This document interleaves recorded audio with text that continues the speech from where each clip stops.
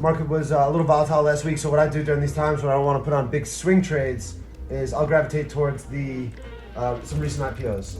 So I was in this DDL, and you'll see how I traded it. I was looking for a bounce off support. It took out this prior IPO low and reversed, so that cued me into thinking it could reverse even further. We look on, this is a 4-hour chart I got so you can see it, the chart's tight. I'll tell you the mistake I made. So I was buying up through 24. My mistake was that, in these type of setups, you have to see the stock explode off lows in a recent IPO. I shouldn't have held onto the stock. This is the following day where I got out. I shouldn't have held onto my full size because it didn't close strong enough. You need to see sort of a short squeeze happen at those lows. You want to see a really feisty move. You want to see buyers cementing that they're winning right here because you're going counter trend at the end of the day. So it was a tight loss. I lost like 75 cents, but I don't think I should have really lost anything in it.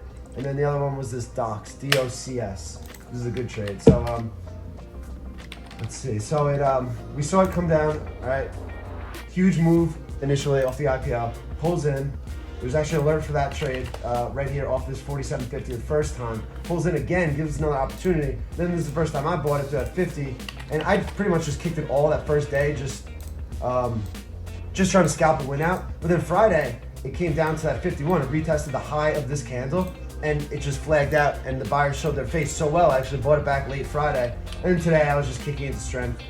While we got it, we weren't sure how the market was going to close and things like that. So, small win, small loss there with the DOCS and DDL.